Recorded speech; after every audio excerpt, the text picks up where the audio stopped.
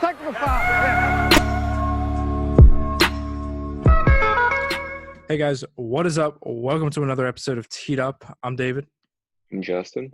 As always, we appreciate you for tuning in. We sincerely and greatly appreciate you guys tuning in, getting your views. We appreciate it. A lot of good stuff this week in the world of basketball, world of NBA. Definitely a lot of fun news. The games are back. So, watching them. Justin, how you been feeling about this whole season? Good. I really like it. As I'm watching it, I kind of get that March Madness feel to it because I guess the games are just close. The intensity's better. And there's such high stakes in all these games. Obviously, now that the Lakers are clinched, they're not going to be playing as hard, and we'll see it with more teams down the road. But watching teams like the Pelicans, the Trailblazers, anybody in that Western Conference race out there for the eighth seed, or just in general, anybody fighting for seeding, it's fun to watch because they're really trying hard, and it's good basketball. And honestly, I just missed it. So seeing good basketball again is awesome. Mm-hmm. Yeah, the whole thing about just, being able to put your feet up, tune into an NBA game, doubleheader. It's just a good feeling that I greatly missed, will never take for granted again, to be honest with you. Definitely. Definitely. By the way, hope everyone's doing well from Isaiah. That storm.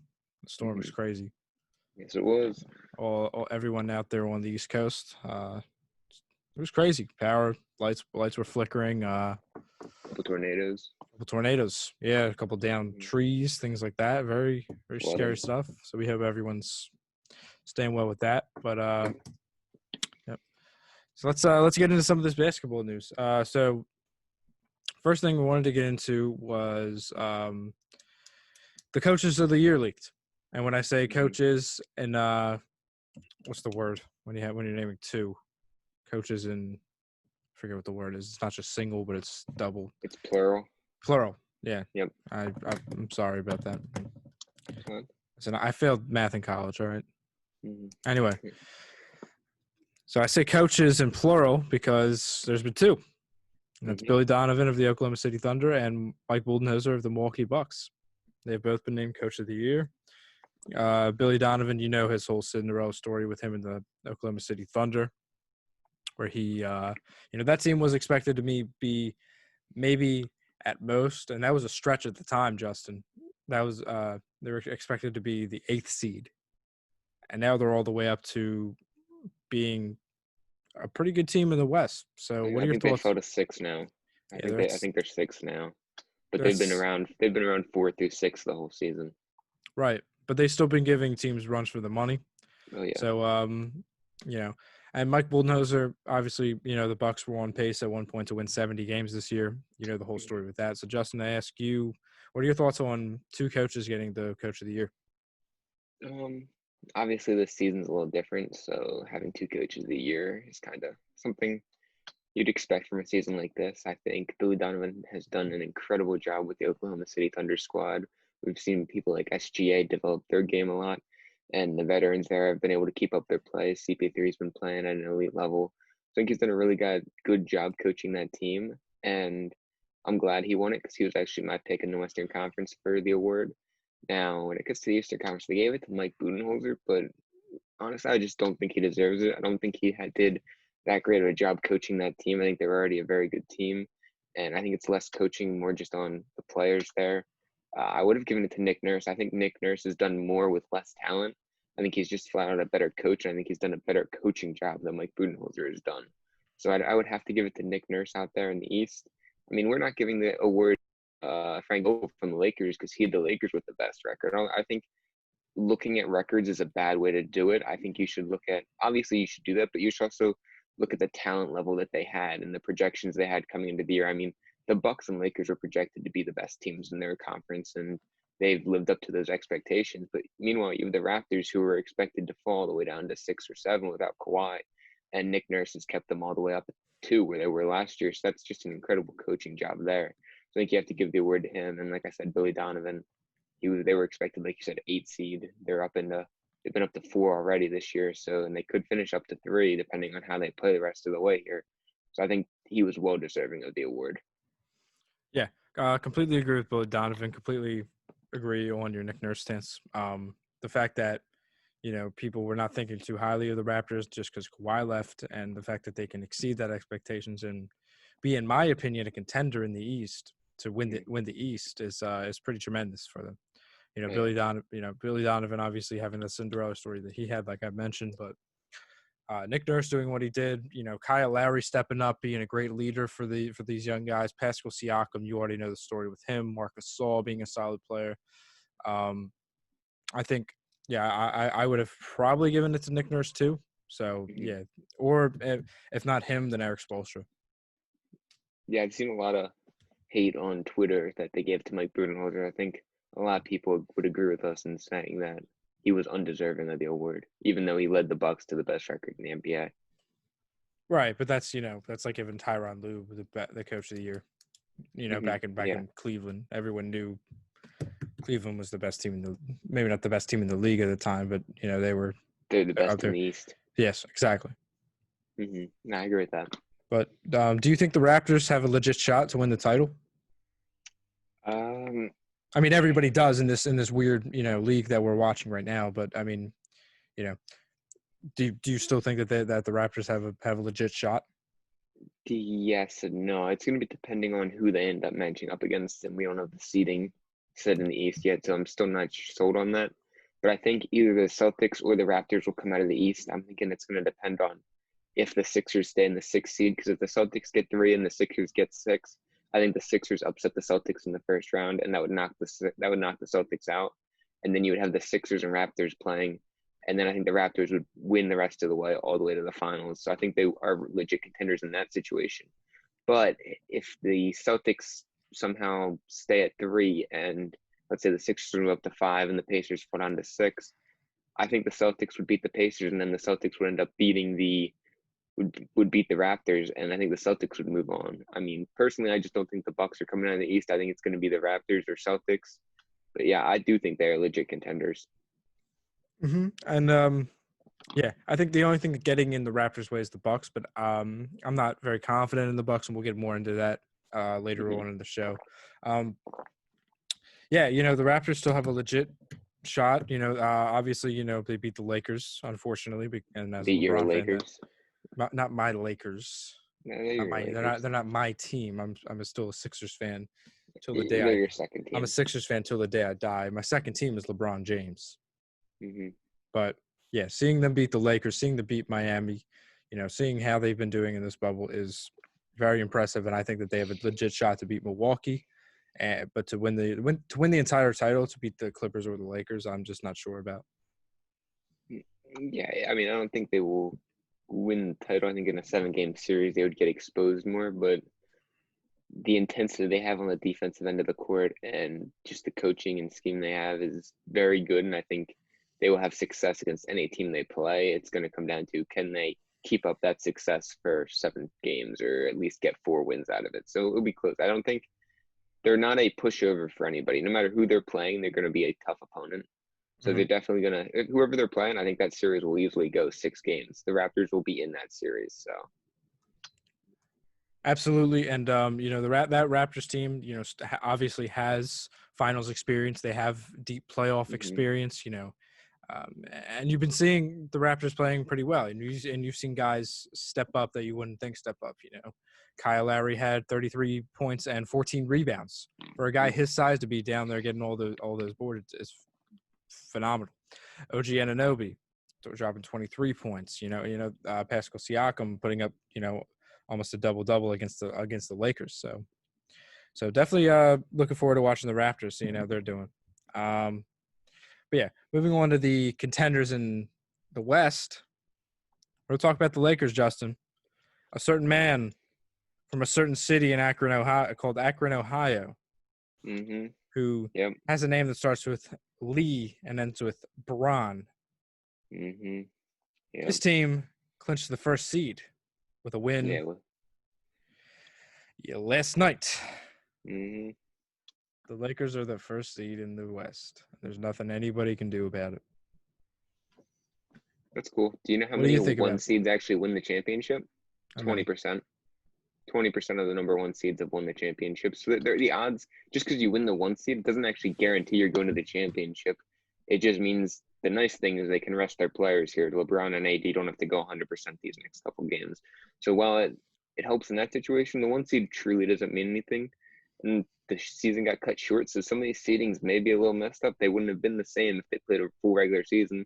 So you may be getting a different team. You may be playing actually a better team, a hot team right now that's a lower seed, but overall they may not be the same team. So if the 4 seed might be the Houston Rockets right now, and watching these last couple games, I don't want to play the Houston Rockets. They're the one team I do not want to play, no matter who I'm a team of. So I don't know. I mean, I think it's no guarantee that they're winning anything just because they got the 1 seed. But do you remember when LeBron was in Miami? What seed was Miami? And They were the what first does seed. that have to do with anything? I'm just saying. That doesn't do anything. Look, I know lots of times when you're the first seed, that's pretty much with every sport. The first seed tends not to win the series. But this is a whole different scenario. It's a whole different thing. We're talking Bron and AD. We're talking about the Lake Show. I think the Lakers have a great shot at winning the title. I think the fact that they can rest LeBron and AD is an amazing opportunity that they have and that they shouldn't take for granted. I think this is awesome for the Lakers. And honestly, I think them clinching the first seed kind of helps with this whole resting thing because they're just going to be so ready for the playoffs, and they're still my pick. This just proves me more right that I think the Lakers will be the NBA champions. What proves them right that they ended up with the 1 seed? Yeah, because now that they can rest Ron and AD for the playoffs, have them ready for the playoffs. I wouldn't necessarily even rest them. I just think they don't need to be going as hard because the result doesn't matter. They still need to be playing. They still need to be getting up the jump shots. They still need to be getting the work. Because honestly, if you've been watching the Lakers games, they have not been clicking on offense at all. AD's been lost in the fourth quarter. He's done absolutely nothing.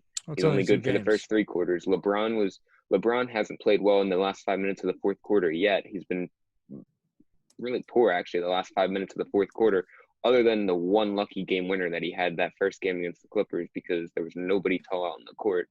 Outside of that, LeBron's been really poor in the fourth quarter. So they need to work on coming up clutch into the fourth quarter because they're going to need that later in the postseason. And these are the exhibition games to work that out for them. So they're not going to be resting them. They still need to play the games. So wait, you're just going to downplay what LeBron did in the previous 3 quarters? No, but he still needs to work on that. That's not something that you can work on by just resting. It's only been 2 games. Yeah, but so what? You're just saying it's only been 2 games, so he clearly needs the more work. He needs more work. He can't just be resting. You can't blame him for not playing well. This is a whole new scenario. Even LeBron James is going to struggle. Everyone's struggling right now because it's a whole new scenario. Actually, everybody's actually playing better than they were before, except for a few guys like LeBron James, because not a few guys, a bunch of guys. Shooters, really? Is that why Kristaps is averaging 35 points? Luka's averaging 35 points. James Harden's averaging 40-plus points per game. Russell Westbrook's averaging over 35 points per game. It's been 2 games. You can't just take the numbers and say, oh, well, they're doing phenomenal. They've played 2 games. Of course, they're going to average 40 points. You just said they are struggling. Clearly, those numbers are not struggling. They're actually shooting better because at this arena. Because they played 2 games. Of course, their numbers are going to be good. You just said they were going to be worse, though. Look, the arena, here's something I found out. The arena is blacked out and not as big as the NBA actual arenas. So it causes the rim to look bigger to the players. It's not as far. It's not as – because when you're looking at in the crowd in the open gym, it actually was more open and it causes your depth perception to be off a little bit. So having the closed-in arena actually tends to help them. And you've seen a lot of guys have much higher shooting percentages. Guys like TJ Warren have been shooting the ball better. It's just something that's been happening, and they're adjusting these courts, but they're actually adjusting really well. They're shooting the ball a lot better. It's been 2 games. You don't know that TJ Warren isn't going to drop 50 ever again in his career. Okay. To base people's performances off of 2 games is ridiculous. You just did. You said they're all playing worse. I said they're struggling because they're in a whole different environment that they haven't played in so long. And are any of those players I just listed struggling? Because they played 2 games. Of course they're going to have good numbers. But then why do you say they're struggling? Because it's a whole new environment. But then you just said they can't have good numbers. Exactly. No, they can have good numbers, but you can't base the numbers off of 2 games. Of course, James Harden's gonna have average 40 points a game when he's played 2 of them. Of course, Luka's going to average 35 when he's played 2 games. Of course, Kristaps Porzingis is going to average 35. And some players are going to struggle because they're playing in a whole they're playing in a whole different they're playing in a whole different environment. They don't have the fans there. That you've seen it with the Sixers. They've been struggling because they don't have the fans there. They didn't struggle last night. They played pretty well last night, actually. Other than against San Antonio. Ben Simmons has been bad, but technically that was a home game, and they won again on the home. They lost on the road, so technically it was a home game, and they won. Yeah, but they shouldn't be struggling that much with San Antonio. San Antonio is a solid team. I mean, Ben not Simmons really. They're not that Ben good. Simmons has been playing poor, but you could say Joel Embiid's been playing poor when he's averaging 30 plus points per game, 15 plus rebounds. They're not playing poor. They're playing fine. And your point didn't prove anything. My point is that if players are struggling, it's justifiable because they're in a whole different scenario. They don't have the home crowd backing them up. That's understandable, but weird. That's not what you were saying earlier. You're saying all the that's players exactly are what I said earlier. No, you said they were struggling. I said a lot of players are struggling, and LeBron just happens to be one of them, at least in the fourth quarter. But just because he's been struggling in the fourth quarter doesn't mean just because he's been playing. Just because he's playing in the fourth quarter. Just because he's playing in the fourth quarter does not mean you should downplay what he did in the past 3. I'm not, but he's only been averaging like 20-some points per game for him, and he's not averaging the 30-plus points like I've heard a lot of LeBron fans saying he should be. So what? It's been 2 games. Mm-hmm. It's been 2 games since they've played, and they've been off for 4 months. It's been 2 games. Some players are going to struggle. Some players are going to prosper. Yeah, he actually did play 2 exhibition games where he played almost the whole game in both of them. Yeah, so he's played 4 games after being off for months. Mm-hmm. Yeah, the GOAT playing 4 games. He should be back in shape by then. Jordan would have. Jordan certainly would have. I want to move on before I pop a vein. How's that any different than entering the regular season? Because it's a whole different scenario. How's that any different? No, it's not. Yes, it is. That's ridiculous. We're gonna move on, because before my blood pressure goes up anymore, before I pop a vein, because this is very upsetting. This, oh my God, like you can't just base something off of playing 2 games. That's just ridiculous. And you would be saying this. You would be saying the same thing if I was talking about James Harden struggling. If let's say James Harden was struggling, is he struggling? You'd be like, oh, it's only 2 games. No, he's not struggling. But I'm saying if he was, Mm-hmm. you'd be saying, oh, well, it's only 2 games. He's only played 2 games. What's the big deal? But because it's LeBron and everyone wants to nitpick what LeBron says and what LeBron does, you just use that for more fuel to the fire. Well, everyone I've been watching has been playing much better than I haven't seen a player yet struggle other than LeBron when I'm looking at the numbers. Give me Anthony Davis, give me Kawhi, give me Paul George, give me Luka, give me Nikola Jokic, give me Giannis, give me Jimmy Butler, give me all those guys' numbers are up than what the regular season was showing. Because it's been 2 games, 2 regular season games. Okay, but then how come all their numbers are up and LeBron's are down? All of their numbers will be up because they played 2 games. Then why aren't LeBron's up? Because he's been struggling, and so many other players have been struggling as well. Ben Simmons has been struggling. Ben Simmons has been struggling. Okay, Ben Simmons isn't that great of a player, though. Ben Simmons is good, he's an but all-star. He's not an elite player. He's an all-star. He's not that great of a player. We're moving on. This is just This is just absolutely just ridiculous. This is insanity. This is catastrophic. We're gonna move on. We're going to talk about the concerns about these 76ers. We're talking about moving on from Ben Simmons. They've been a little bit inconsistent. They lost to the Indiana Pacers. They let TJ Warren go off and have a career high, 53 games. They played San Antonio last night, won on a Shake Milton game winner. Mm-hmm. But, a win is a win, and I will give them that. But the fact that they made it so close with San Antonio was concerning. So Justin, I'm asking you, what are your concerns with the Sixers? Yeah, I don't really have any concerns with the Sixers, honestly. I'm looking at that team. Joel Embiid's been playing well. Tobias Harris has been playing well. I think Ben Simmons has to be willing to shoot. I don't think that's really anything to be worried about. It's something to be worried about, but that has nothing to do with the actual shot itself, because we know the shot will fall if he shoots it. He just refuses to shoot it. So I think they're going to be fine. The expectations have been first, second round exit, and that's what they've been playing like. So I mean, that's how it will end up being. Josh Richardson played really well yesterday after struggling the first game. Shake Milton struggled the first game but played really well yesterday. I think that Embiid scuffle really helped. I was actually a big advocate for that. The Sixers have been looking for that, like, more so emotional leader like that. They haven't really had anything like that. And I think Embiid getting up in the space was really good for that. I think Embiid needs to become more of that guy, almost like an MJ. MJ really didn't tolerate any of that kind of BS going on, how he was just being lazy out there. He was turning the ball over, getting his own head, and Shake needed that because I think Shake took that to heart and he used that as motivation for yesterday, and he used that to help him play well. And I think that was something the Sixers needed, and I think that actually showed good maturity of the Sixers. A lot of people in national media were saying, "Oh, that's so immature of him to yell like that."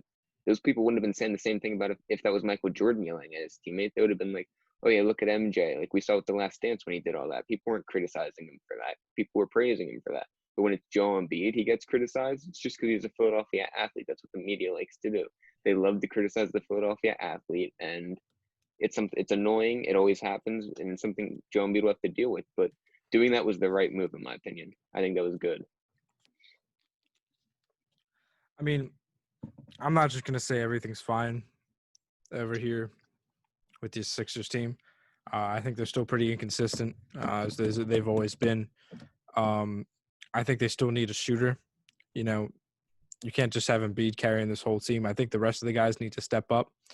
You know, obviously Tobias, in that loss against the Pacers, Tobias Harris had his 30 points. Embiid had a 40-20 game, and Ben Simmons had 19 or 13. But nobody else really showed up. Josh Richardson only had 4 points and an assist. Shake Milton went scoreless. T. Stiebel only had 3 points. But T. Stiebel, Justin, has been struggling on offense. He's not a very good offensive player. He's a great defensive player, but on offense, he's not the best. Furkan Korkmaz, he's supposed to be like the guy that, helps us with our shooting. Only dropped 3 points in that game against the Pacers. So, I just think that they're very inconsistent. My prediction is that they don't go far, maybe first or second round exit. But I just, I am worried about this Sixers team. Obviously, we're looking at it from the beginning of the year, you'd say you're worried, but based on what we've seen throughout the season, this is kind of been expectations. I think if they get a team in a 7-game series like we saw last year, they're good enough to kind of change on the fly, just kind of work things out. And I think Embiid will dominate people. Like if they're going up against a big man, we've seen it in these first 2 games. Joel Embiid has gotten that big man out of the game. Miles Turner out of the game. He had 2 fouls within the first 2 minutes. Same thing happened again last night with Jakob Porter, I think is how you pronounce it. Not Jacob, I think it's Jakob. He was out of the game, 2 fouls, first 3 minutes, same situation. Embiid's great at that, and he really put them in a tough spot there. So I think the biggest thing for the Sixers is, can they stay productive when Embiid's not on the court? Because that's been the issue, and they have built up big leads when Embiid's on the court.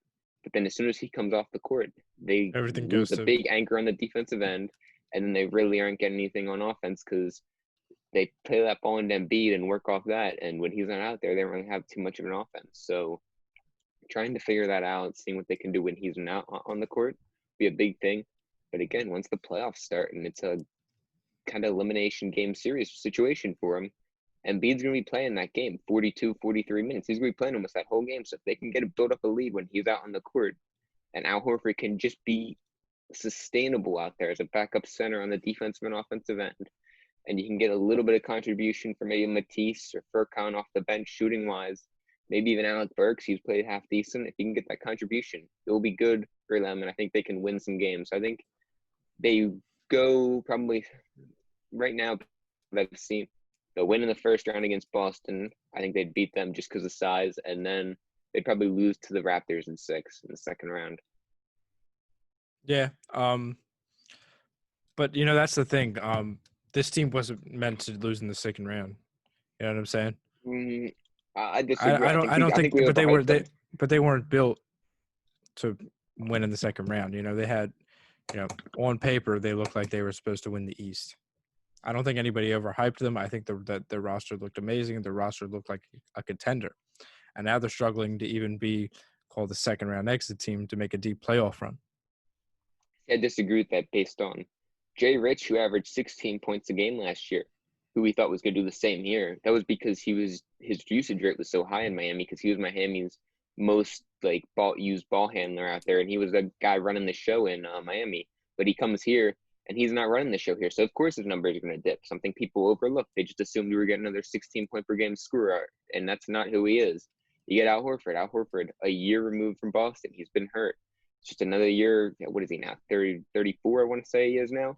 So he's just getting older. He's not in as great conditioning shape as he used to be. So I think there were things we overlooked and overhyped them for those reasons. That bench still isn't there, and they lost the shooting of J.J. Redick and the clutch guy and Jimmy Butler down the stretch. So you keep seeing them blow leads.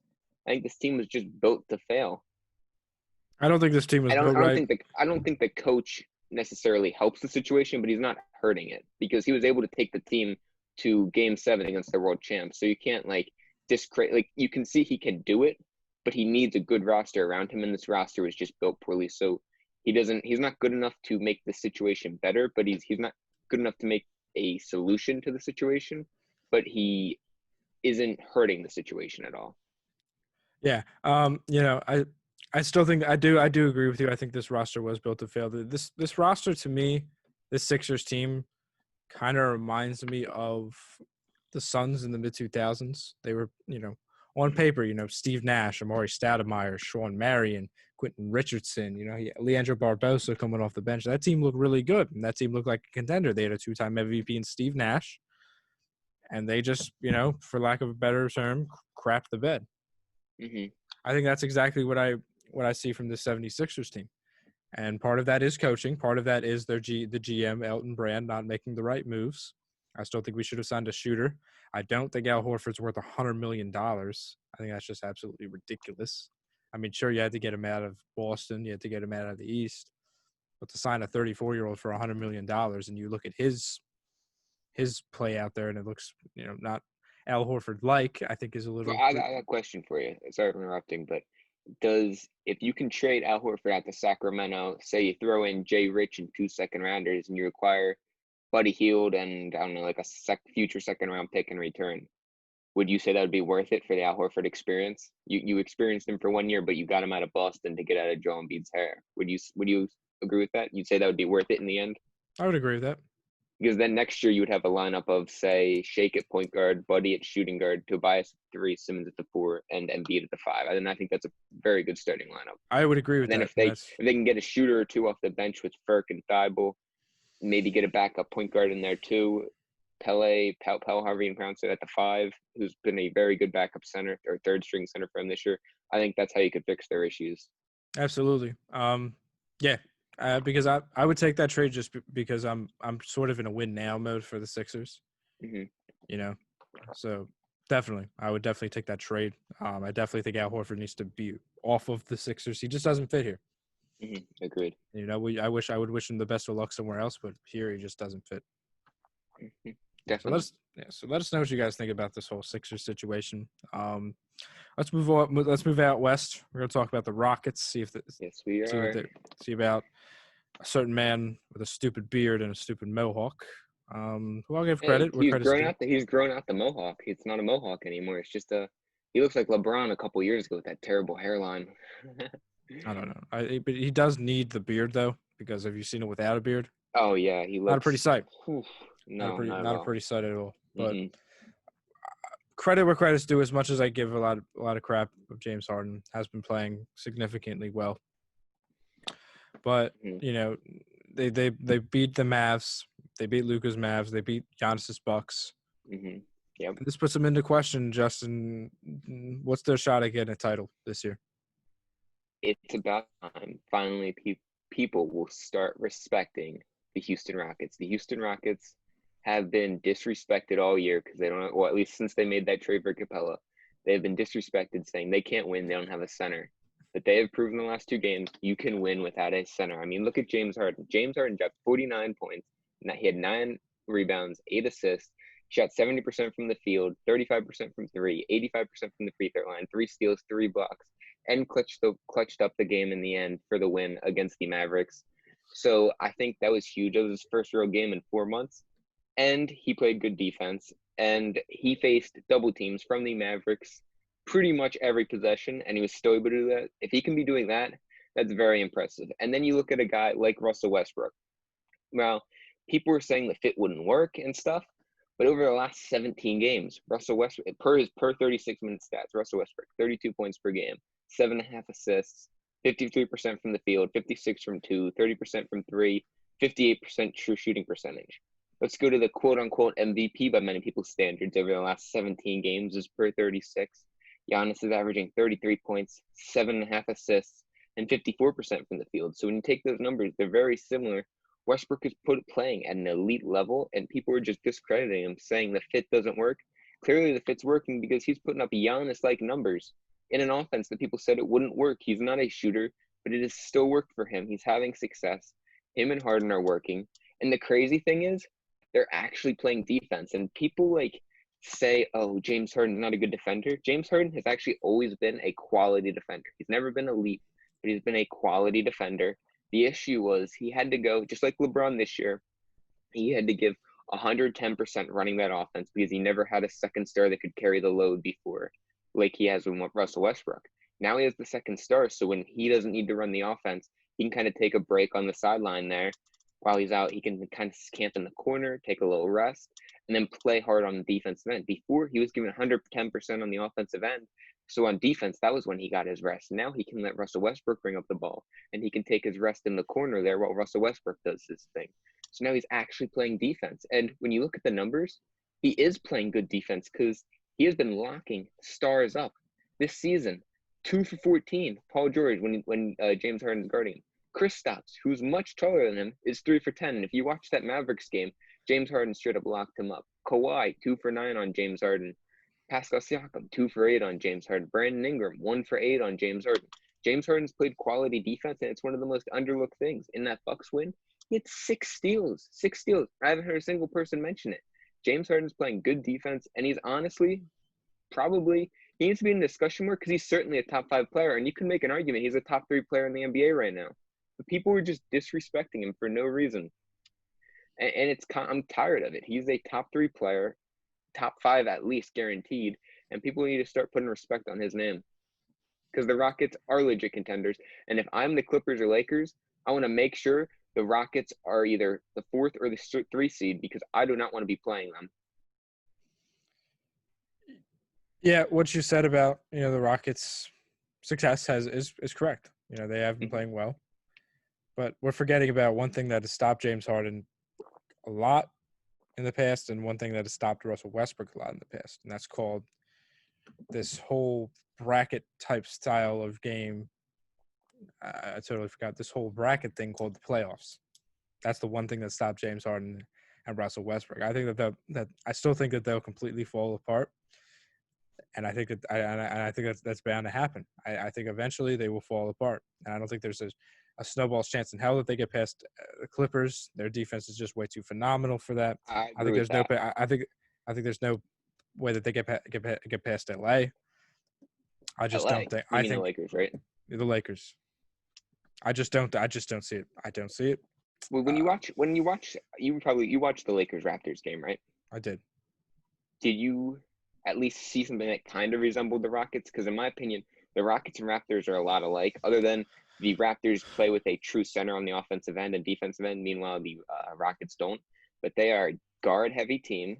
And, I mean, we saw Lowry and Fred VanVleet were going off. They're 2 main guys, just like Harden and Westbrook. I think they could give them trouble just based on their guard-dominant play. And the Lakers don't really have a guy that can guard him because LeBron really struggled guarding Kyle Lowry.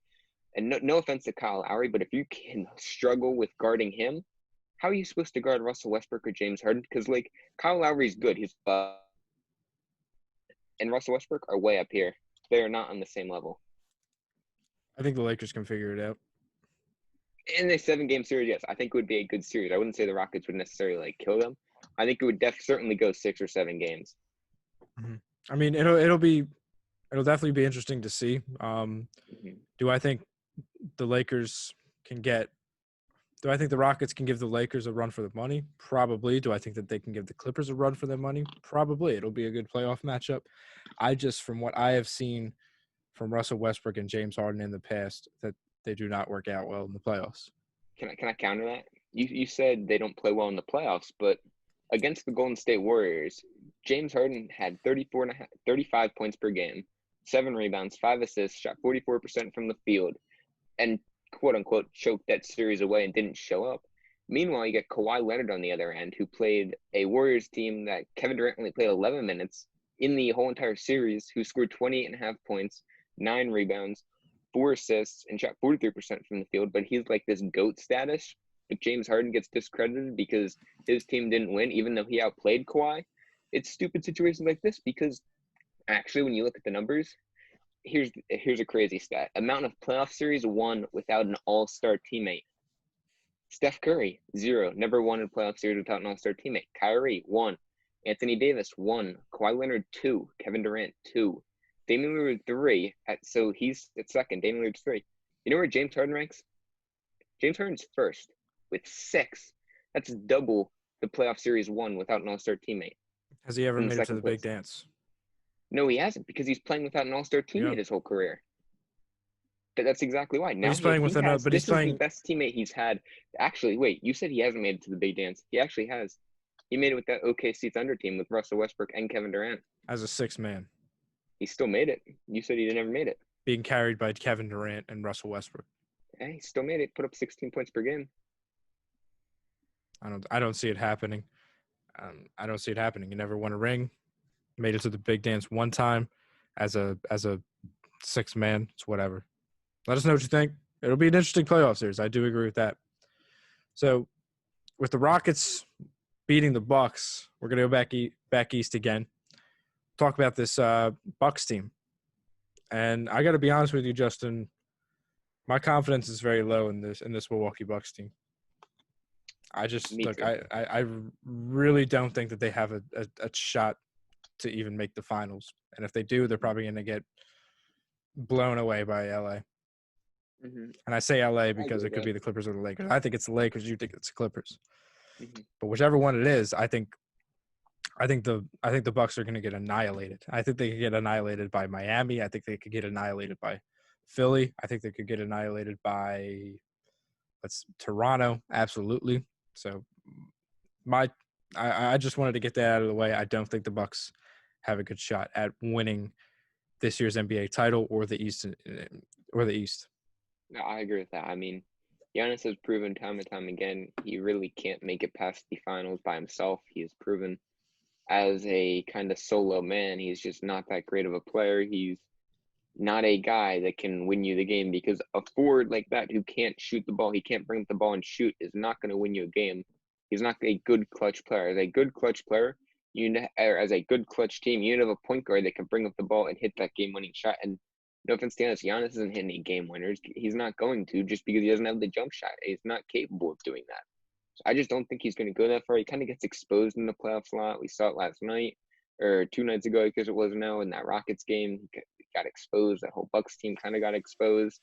I just don't think they're that good. Again, they played their easiest part of the schedule before the break. They had a hard second half here. They would have been playing a hard second half here, but got canceled because of COVID. So I don't know. I'm not really sold on them. Never have been. I really don't know who's going to come out of the East. The East is a total kind of, who knows, honestly. It could be anyone. Even the Pacers have looked well, but I don't think they're winning it. But, you never know. If they got Sabonis back, maybe they could make a run. West, I'll give you 3 teams. Rockets, Lakers, Clippers. Those are the only 3 teams that have a chance. In the East, I say there could be about 6 teams that could make it out of the Eastern Conference there. So it's tough to tell. I want to see the matchups first before I make a prediction, but I don't think there's any way the Bucks come out. I think if I had to pick, I'd probably say the Celtics. I think they've got a deep team. The only issue is their height. I don't know if they could be able to beat Giannis or the Milwaukee Bucks or Philadelphia, but if they get the Raptors, if they get the Heat, I think they could certainly win those games. It's tough. I want to see the matchups first before I make a prediction on who's coming out of the East. Yeah, I definitely need to see the playoff bracket. But I think my prediction for the Bucks right now is they lose in 6 or 7 in the second round. If they play Miami, I think they will struggle against Miami. I think Miami could give them a fight. They definitely will, and that's like I've said this a million times. That's the thing holding Giannis back from being like LeBron or like being Anthony Davis or being, guys like that. That's that or being Kawhi. That's what sets him apart because he hasn't made it to the big dance. Agreed. So let us know what you think about these Bucks. I bet we're not. Our show is probably not very popular out in Milwaukee, but I mean, it's whatever. Yeah, exactly. Let us know what you think. Absolutely, who cares about Milwaukee? I mean, I've never heard anybody say, "Hey, let's go to Milwaukee for vacation." Nope, never. I'm quoting Joakim Noah. Shout out to Joakim Noah. Because except he said Cleveland. LA Clipper. Yeah, and he's actually been doing pretty well for that Clippers team. Yes, he has. Shout out to Joakim Noah. These kids today don't know about Joakim Noah in Chicago. No, they do not. They don't know. He was a problem for many teams. He was a good defensive problem. Had a terrible jump shot, but he was a problem on the defensive end. Agreed. Before we wrap this up, Justin, before we wrap this good episode up, had a lot of debates, had a lot of good talks. Definitely raised my blood pressure a little bit. I wanted to get your thoughts because on the new coach look, because I thought the coaches were going to come out wearing suits and dressing all professionally, but now they've just been wearing a polo with their team's logo on it, some jeans, some shoes. What do you think about this? Do you like this look for the coaches? Not really. I prefer the suit look. I think it looks more professional, but I'm sure the coaches like it because, I mean, honestly, I've never heard anybody say, like, hey, I love wearing a suit. Nobody likes that. I mean, it's too tight. I wouldn't like to sit in a hot gym in a suit. I think I'd be sweating all day. I think the polo is much more comfortable, much easier to wear. So I think if I was a coach, I'd love it. But as a fan, I think it looks a little tacky. It's just not as professional. So as a fan, I don't like it. But as a coach, I think I'd love it because, I mean, I wear polos a lot when I'm golfing. So I like the polo fit. I think they feel nicer when you wear them. So I like the polo better as a coach if I were a coach. I mean, I just like the whole like casual look in general, because it just makes you look more down to earth. Like, who's the head coach for West Virginia, their basketball team? I forget his name. I apologize. Yeah, I know who you're talking about. But if anybody can give me his name down below, I think his name is John something. I apologize. I don't watch a lot of college basketball. I'll come out and say it right now. But yeah, he would always wear like a warm up jacket, like one of them like polyester type of like windbreaker type of jackets to his games and coach. And he's a very down to earth guy, very good coach. But yeah, I like the look. I think it makes some people look very down to earth. I think it could make you be a lot more comfortable, things like that, make you move around more. So I like the look personally. Yeah, no, I agree with that. I don't like it as like it looks less professional, but at the same time, if I were a coach, I would love that because I would not like wearing a suit every day. Like, I think it'd be so uncomfortable sitting in a hot gym like that with all the players, and I think I'd be way too sweaty for that. Yeah, I would agree with that. Yeah. By the way, you said nobody likes wearing a suit. I love wearing a suit. When I'm wearing a suit, my confidence is up to the roof, man. Okay, yeah, hold on. I could do anything wearing a suit. You like wearing a suit, but how often do you like it wearing it for 3-4 hours? I like it. I like wearing a suit all day. I like wearing it for the first hour, but then it gets like uncomfortable. It's tight. You get hot, stuff like that. As the day goes on, you're like, I don't like it. But I agree with you. When you first put it on, you're like, it feels nice, feels good, feel confident in yourself. Yeah, but then I like it. After a while, you get tired of it. Yeah. Well, I think that's just because you start to sweat, you start to get tired, you start to unbutton the buttons and loosen the tie a little bit. Yeah, exactly. Which is what happens in the game. They do get like the suit gets messed up, but I mean, but that's why I like the polo look, personally. I think that's a great look and if it got continued when we start playing back in arenas, I wouldn't be opposed to it. Yeah, I don't know if it is something that's going to be continued or not, but yeah, I can see where you're coming from. Absolutely. Let us know what you guys think. What do you guys like better, the suit look or just the casual polo with your team's logo on it? let us know. Mm-hmm. Great episode. I want to thank you guys so much for tuning in. Make sure to follow us on Instagram, Twitter, support the show on Patreon. We'll put all those links in the description. Check out Justin's podcast, All Sports Podcast, with our good friend Jake Lavely. Put that in the description as well. Thank you guys so much for watching. Stay safe out there, and have a good one. Peace.